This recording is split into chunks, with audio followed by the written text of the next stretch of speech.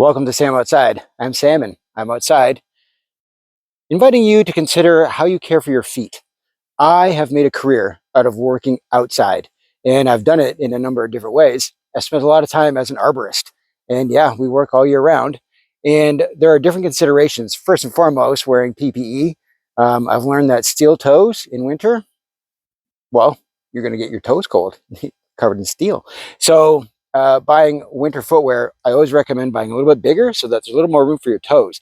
If you have to wear PPE and you've got safety boots, try in winter anyway to get something with a composite toe, right? It's still going to freeze, but it's not going to be the same effect on your toes as those steels. All right, and that might even include something with a steel shank. All right, sometimes there's another level of protection for your soles of your feet, and if it's a steel plate, yeah, you're going to get cold. So for me, my success has always been around my socks. I mean, I'll come out on a day like this in my running shoes, as long as I've got warm socks, and my winter footwear has more space, especially in the toe bed, so my toes can move, especially as I'm, navigating. So I'm not standing around.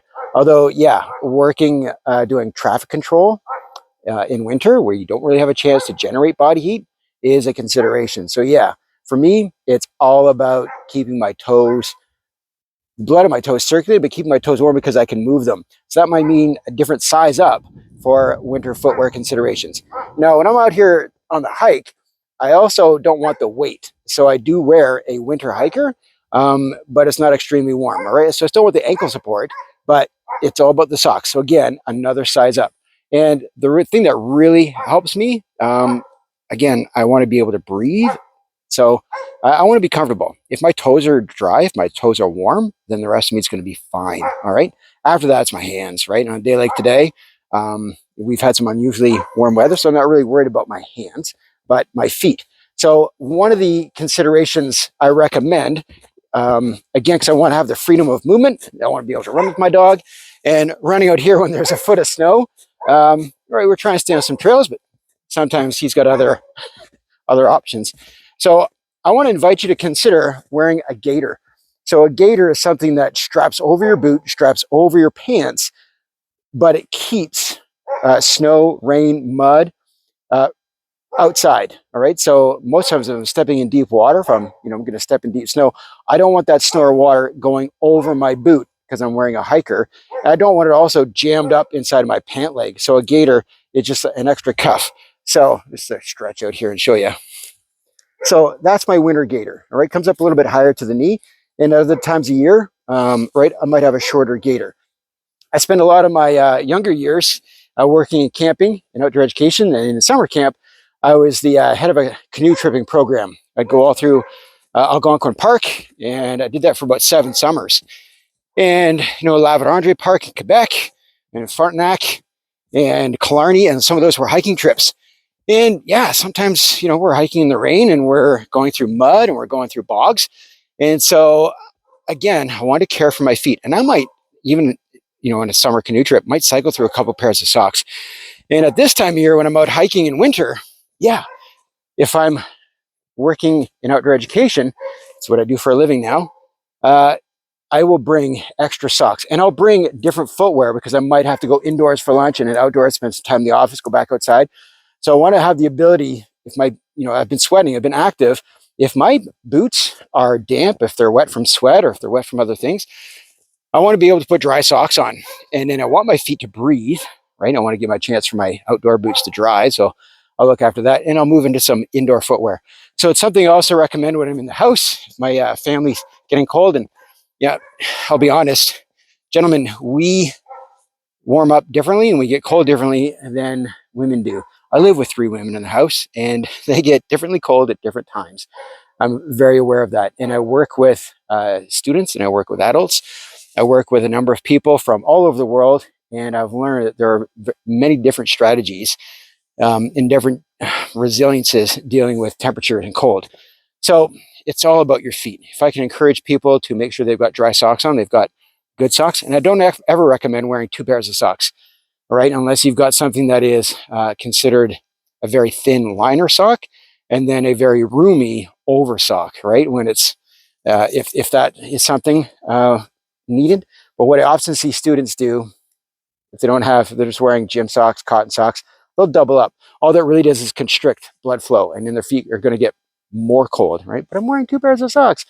Well, you're not wearing 2 different size socks, so you've just crammed your foot in, right? So one of the tricks we do if students don't have winter footwear, but they've got dry socks, they've got warm socks, is we'll do the old foot in a plastic bag that then goes into your wet footwear, because they don't often bring multiple pairs of footwear. So that's another strategy we'll use in our household, and I recommend it. It's what we use at work.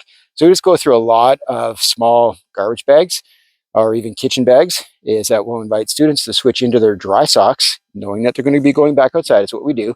And they might have wet footwear, but they can keep their sock dry, keeps their foot dry, if it's protected from the wet. So, it's a little uncomfortable, and, it takes a while to get used to, but it really works. All right. So yeah, your feet are going to sweat, but they won't absorb the cold dampness of a wet shoe or a wet hiker.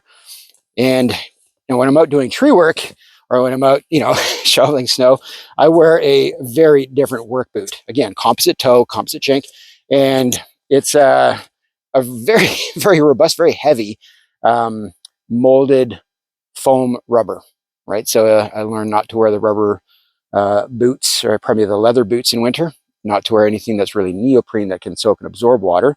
So the Kofra makes a nice, and Baffin, they make a nice, I guess it's foam injected boot. And again, I'll buy a size up just so I've got room for 1 pair of really thick wool socks. Love merino wool, by the way. Yeah. So for me, I go outside all day, every day. It's what I do for a living. And I might have to switch through multiple pairs of socks, and I'll wear different footwear throughout my day, depending on how much time or what I'm spending indoors, or what activity level I'm going to have. If I don't have the need to move up and around through terrain, if I'm just going to be around the house, then I'll wear, my big boy boots. It's something rated for minus 40 degrees Celsius, which is actually the same, minus 40 degrees Fahrenheit. That's where they meet.